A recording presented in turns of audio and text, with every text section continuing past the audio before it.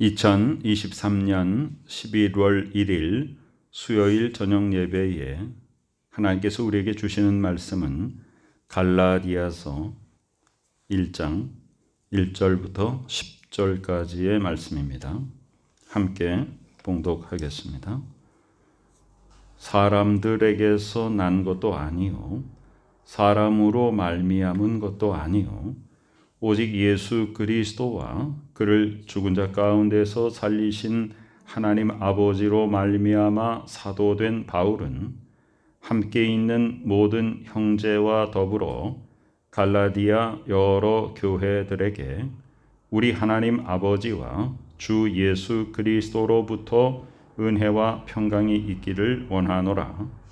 그리스도께서 하나님 곧 우리 아버지의 뜻을 따라 이 악한 세대에서 우리를 건지시려고 우리 죄를 대속하기 위하여 자기 몸을 주셨으니 영광이 그에게 세세토록 있을지어다. 아멘. 그리스도의 은혜로 너희를 부르신 이를 이같이 속히 떠나 다른 복음을 따르는 것을 내가 이상하게 여기노라. 다른 복음은 없나니 다만 어떤 사람들이 너희를 교란하여 그리스도의 복음을 변하게 하려 함이라. 그러나 우리나 혹은 하늘로부터 온 천사라도 우리가 너희에게 전한 복음 외에 다른 복음을 전하면 저주를 받을지어다. 우리가 전에 말하였거니와 내가 지금 다시 말하노니 만일 누구든지 너희가 받은 것 외에 다른 복음을 전하면 저주를 받을지어다. 이제 내가 사람들에게 좋게 하랴 하나님께 좋게 하랴 사람들에게 기쁨을 구하랴 내가 지금까지 사람들의 기쁨을 구하였다면 그리스도의 종이 아니니라. 아멘. 갈라디아는 소아시아의 중앙에 있는 지역이죠. 바울이 1차 전도 여행 때 방문해서 복음을 전한 곳입니다. 갈라디아서의 중심 주제는 로마서와 같습니다. 즉 믿음으로 구원받는다는 것이죠. 갈라디아서를 그래서 흔히 소로마서, 작은 로마서라고 그렇게 또 부르기도 합니다. 갈라디아 교인들은 그렇게 믿음이 깊은 사람들이 아니었습니다. 초신자였죠. 믿은 지 얼마 안 되는 사람들이었습니다. 갈라디아서를 쓰게 된 것은 바울이 갈라디아에서 복음을 전하고 왔는데 나중에 갈라디아 교회의 이야기를 들어보니까 거기에 유대교, 율법주의자들이 들어와서 율법을 자꾸 강조하는 것입니다. 이미 예수 그리스도의 진리의 말씀을 통하여 자유해졌는데 이제는 율법주의자들이 들어와서 다시 율법의 굴레를 씌우려고 하는 것이죠. 그것이 다른 복음입니다. 그래서 갈라디아서 1장에서는 다른 복음을 전하면 저주를 받으리라고 아주 강력하게 선포하는 것입니다. 1절에서 바울은 자신의 사도성을 이제 변론하게 되죠.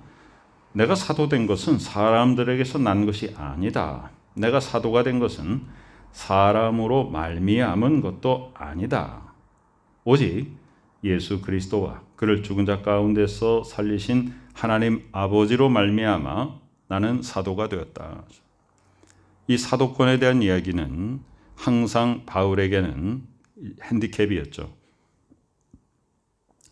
사실상 예수 그리스도를 직접 섬기고 예수 그리스도의 이 땅에서의 사역에 함께하지 못한 바울은 진짜 12제자 그 사도들과 상당한 그런 내면적 갈등도 있었습니다. 그러니까 사도권에 대해서 바울은 뭐라고 자기 자신을 변론하냐면 나는 여러분들처럼 육신으로 예수님을 만나서 함께 3년여를 같이 지내며 예수 그리스도의 이 땅에서 오셨을 때 복음 사역에 함께 하진 못했지만 나는 예수 그리스도께서 나에게 직접 환상 가운데 나타나셔서 나에게 이방인의 사도를 명하셨다. 그래서 바울은 아주 강력하게 자신의 사도권을 긍정적으로 많은 사람들에게 알리죠. 그래서 나는 사람으로부터 사도권을 받은 것이 아니라 주 예수 그리스도로부터 나는 직접 사도로 임명받은 사람이다. 그래서 이 편지의 서두에 바울은 바울 서신에서 자신의 사도권에 대한 이야기를 자주 합니다. 그래서 이 글은, 내가 쓰는 이 글은 바로 예수 그리스도께서 나를 사도로 임명하신 그 권세, 그 권한으로 쓰는 것이다. 자, 이 바울은 함께 있는 모든 형제와 더불어 갈라디아 여러 교회들에게, 갈라디아 지역에 있는 여러 교회에게 이 편지를 써서 회람하게 하는 것이죠. 많은 사람들이 돌려보면서 진정한 복음 가운데 바로 서기를 원하는 것입니다. 또한 함께 있는 모든 형제와 더불어, 그러니까 바울은 혼자 다니지 아니하고 함께 전도팀을 이루어서 계속 복음 전도 활동을 했죠. 우리 하나님 아버지와 주 예수 그리스도로부터 은혜와 평강이 있기를 원하노라. 그래서 3절과 4절, 5절, 그래서 축도를 먼저 합니다. 자, 무엇을 축복하느냐 하면 은혜와 평강이 있기를 원한다 그랬습니다. 하나님께서 우리에게 베풀어 주신 모든 것이 다 은혜입니다. 우리가 살아온 모든 것이 다 하나님의 은혜였죠. 그런데 사람들은 다 자기가 자기 힘대로 살아온 줄 압니다. 그런데 우리 믿는 사람들은 돌이켜보면 모두 다 하나님이 하신 것이죠. 그때는 막 내가 한 것 같았는데, 또 그냥 우연히 된 줄 알았는데, 그것이 아니라 모든 것이 다 하나님의 은혜였음을 고백하는 것이죠. 평강이 있기를 원한다. 정말 가장 큰 축복 중에 평강의 축복을 우리는 빼놓을 수가 없습니다. 물질이 아무리 많아도, 몸이 아무리 건강해도, 세상에서 아무리 권력이 있어도 마음속에 평강이 없으면 그것은 행복이 아니죠. 진정한 평강은 세상이 주는 것이 아닙니다. 예수께서 제자들에게 말씀하셨죠. 평안을 너희에게 주노라. 이 평안은 세상이 너희에게 주는 것과 같지 아니하다 그랬습니다. 진정한 평강입니다. 그냥 세상에서 좀 안락한 삶을 살거나 일시적으로 기쁜 일이 생기거나 그런 차원이 아닙니다. 하나님이 주시는 평강은 영원한 평강, 진정한 평강, 천국의 시민의 권세를 누리는 세상 사람들이 줄 수도 없고 알지도 못하는 평강입니다. 그것이 있기를 원한다. 그리스도께서 하나님 곧 우리 아버지의 뜻을 따라, 예수 그리스도께서는 이 땅에 하나님 아버지의 뜻을 따라 오셨는데 어떤 목적으로 오셨냐? 이 악한 세대에서 우리를 건지시려고 오셨다. 그래서 요한복음 1장에 보면은 어두움의 세상에 빛이 비춰졌다. 예수 그리스도께서 오셨지만 그 빛이 어두움을 깨닫지 못하고 빛이 어두움을 배척했다 그랬죠. 우리는 하나님의 광명한 손으로 지음을 받고 하나님의 거룩한 성품을 따라서 광명하게 살아야 되는 것이 원래의 모습인데 우리가 범죄함으로 말미암아 이 세상의 어두움 속에 빠져버렸죠. 그래서 하나님께서 우리를 건지시려고 빛 대신 예수 그리스도를 보내주셨습니다. 빛이 어둠에 비쳤는데 어두움은 계속 어둠을 유지하려고 합니다. 빛을 받아들이지 않습니다. 그래서 예수 그리스도께서는 이 악한 세대에서 우리를 건지시려고 오셨는데 그 방법은 어떤 방법이냐? 바로 자기 몸을 내어주시는 것입니다. 우리의 죄를 대신 속해 주시기 위해서 예수 그리스도께서 당신의 몸을 내어주셨습니다. 십자가에 내어주셨습니다. 죽음으로써 내가 죽어야 될 죄의 삭을 예수님이 대신 치러주심으로 말미암아 나의 죄를 사하여 주신 것입니다. 나의 죄의 대가를 지불하신 것입니다. 영광이 그에게 세세토록 있을지어다. 아멘. 이렇게 축도하고 이제 본론을 시작합니다. 다른 복음은 없다. 그리스도의 은혜로 너희를 부르신 이를 이같이 속히 떠나 다른 복음을 따르는 것을 내가 이상하게 여기노라. 바울이 갈라디아에 가서 복음 전하고 교회들을 세우고 이제 나중에 그 소식을 들어보니까 율법주의자들이 와가지고 막 율법주의를 심어놓고 찾고, 그리고 너희들이 지금 믿고 있는 것으로는 구원받지 못한다. 율법주의자들은 항상 이렇게 얘기하죠. 어떻게 이방인들이 율법을 지키지 않으면서 특히 뭐예요? 할례 받지 않고 어떻게 구원받을 수 있는가? 계속해서 복음을 받아들이고 하나님의 자녀된 이방인들을 자꾸만 현혹시킵니다. 율법으로 현혹시킵니다. 이제 예수 그리스도의 자유케 하는 복음을 받아서 율법의 굴레로부터 벗어나서 자유케 되었는데 율법주의자들이 다시 와가지고 율법의 족쇄를 채우는 것입니다. 그런데 바울이 그걸 보니까 너무나도 기가 막힌 거예요. 그리스도의 은혜로 여러분들을 부르셨는데 어떻게 율법주의자들의 소리를 듣고 거기에 또 솔깃해가지고 이렇게 그것을 속히 떠나서 예수 그리스도의 참 진리를 떠나서 다른 복음, 즉 율법주의를 따르는 것을, 그런 모습을 내가 들었다. 이건 너무나도 이상한 일이다. 이게 말도 안 되는 얘기다. 그런데 우리가 그렇습니다. 이제 예수 그리스도를 믿고 우리는 그 예수 그리스도를 믿는 믿음으로 우리는 하나님의 자녀가 되는 권세를 누리게 되었는데 자꾸만 율법주의가 우리를 얽매여 놓을 때가 있죠. 분명히 예수 그리스도를 개인의 구주로 영접하고 하나님의 자녀가 됐는데 이런 얘기들이 들려옵니다. 네가 하나님의 자녀가 맞냐? 네가 지금 살고 있는 모습이 하나님의 자녀로 합당하냐? 네가 행하는 것들이 교회가 원하는, 우리의 전통이 원하는 그런 삶을 살고 있는가? 이런 이야기들이 직접적으로 간접적으로 막 들려올 때가 있죠. 그럴 때 나는 분명히 예수 그리스도를 내 개인의 구주로 영접하고 구원받고 하나님의 자녀가 되고 천국 시민이 되었는데 그런 얘기들, 또 그런 분위기들이 나를 위축되게 만듭니다. 나 구원받지 못한 거 아닌가? 내 삶의 열매가 지금 없는 것 같은데? 그렇게 자기 자신의 구원에 대해서 의심하고 복음의 능력을 자꾸만 부인하는 마음들이 속에서 생겨납니다. 그 누가 주는 마음입니까? 결코 성령이 주는 마음이 아닙니다. 흑암 권세가 미혹하게 하는 영이 우리 속에 들어와서 이미 복음을 받아들이고 그 복음으로 율법으로부터 자유케 되고 하나님의 자녀의 권세를 누리고 있는 우리를 하나님의 사랑으로부터 끊어놓으려고 우리를 혼란스럽게 만드는 것입니다.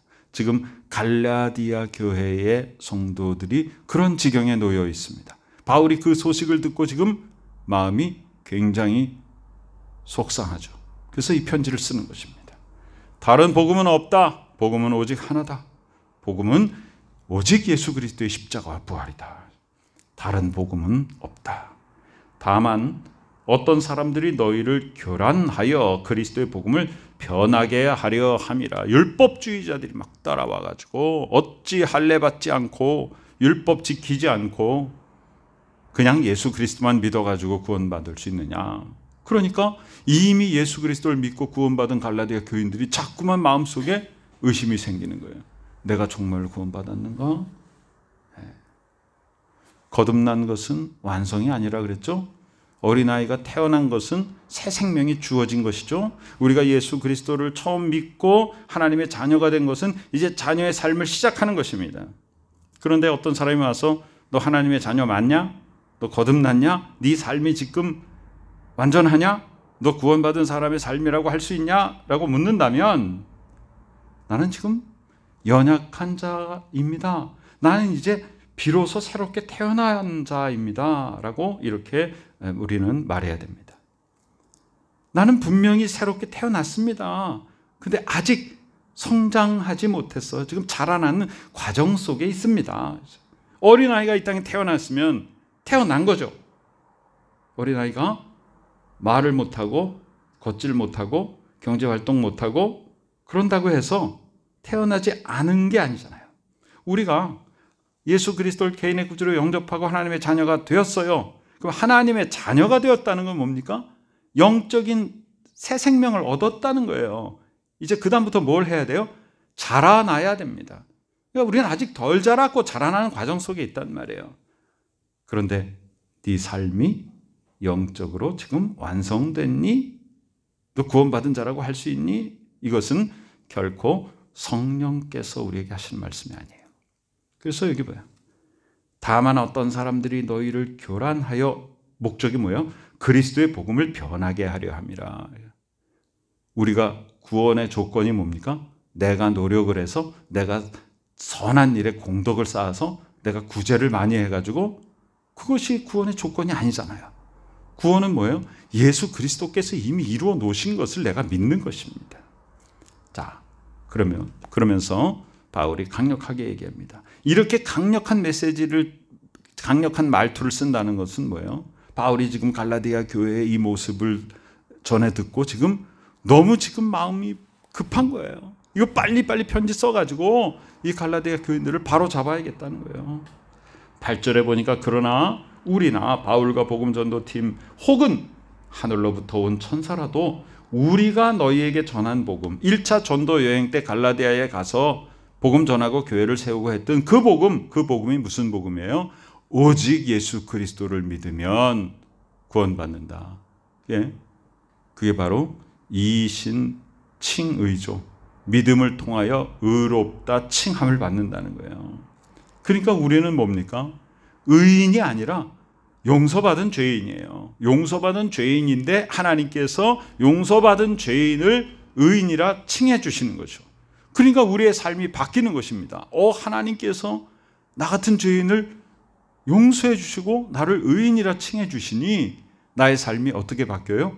전에는 죄인으로서의 삶을, 죄책에 빠져서 죄인으로서의 삶을 살았는데 이제는 의인이라 칭해 주시니 우리가 의인으로서의 합당한 삶을 살게 되는 것입니다. 그것이 놀라운 은혜입니다. 어떻게 하나님이 나 같은 죄인을 의인이라 칭해 주시는가? 그게 은혜입니다. 자, 우리가 너에게 전한 복음이라는 게 바로 그 복음이에요. 그거 외에 다른 복음을 전하면 저주를 받을 것이다. 저주를 받을 것이다. 하면서 9절에 또 말합니다. 한 번 더 반복합니다. 우리가 전에 말하였거니와 내가 지금 다시 말하노니 만일 누구든지 너희가 받은 것 외에 다른 복음을 전하면 저주를 받을지어다. 만약에 우리가 너희에게 전한 복음 외에 다른 복음을 전하면 저주를 받을 것이다. 그 받은 것 외에 다른 복음을 전하면 저주를 받을지어다. 그러니까 어떤 사람이 이미 예수 그리스도 믿고 지금 성장 과정에 있는 사람들에게 가서 미혹해 하고 혼란스럽게 하고 자꾸만 행위의 법을 강조하면 그 사람이 저주를 받을 뿐 아니라 그 소리를 듣고 또 솔깃해가지고 다른 사람에게 야, 내가 다른 사람 말 들어보니까 아무래도 우리 구원받지 못한 것 같아. 이렇게 얘기하면 그것도 저주를 받을 것이다. 그 말입니다. 그리고 오늘 우리가 읽은 이 단락의 마지막 10절에 뭐라고 말하냐? 지금까지 내가 살아온 삶은 사람에게 좋게 보이려고 살아온 것이 아니라 하나님께 좋게 하는 삶을 사는 것이다. 내가 사람들에게 기쁨을 구하는 삶을 사는 것이 아니다. 내가 지금 사람들에게 기쁨을 구하랴? 내가 여러분들 비위 맞추겠느냐? 내가 율법주의자들의 눈치를 보겠느냐? 아니다. 난 하나님을 기쁘시게 해드리는 사람이다. 그러므로 나는 바른 복음만을 전한다. 이것이 사도 바울의 갈라디아서에서 아주 강력한 메시지예요. 어쩌면 이 갈라디아서의 서두는요, 로마서의 그 말투보다 굉장히 더 강력합니다. 그 바울의 그 격한 지금 감정이 여기에 실려 있어요. 어떻게 그럴 수가 있느냐? 내가 그렇게 목숨을 걸고 가가지고서는 복음 전에서 순수한 복음, 오직 예수 그리스도를 믿음으로 말미암아 구원받는 그 복음을 전했는데 어찌 내가 떠나고 나서 율법주의자들의 말에 현혹돼가지고 이미 받은 구원에 대해서 또 의심하고 율법을 지켜야 구원받나 보다라고 자꾸만 퇴보하고 지금 예수 그리스도의 순수한 복음에 자꾸만 율법이 섞여가지고 그 복음이 혼란스럽게 하는데 어떻게 여러분들이 그럴 수가 있느냐. 그런 마음으로 지금 이 갈라디아서 1장을 지금 쓰고 있는 것이죠. 그러니 내가 사람들에게 좋게 하랴? 아니다. 나는 하나님을 기쁘시게 해드리는 사람이다. 내가 지금까지 복음 전도자로서 사람들의 기쁨을 구했다면 나는 그리스도의 종이 아니다.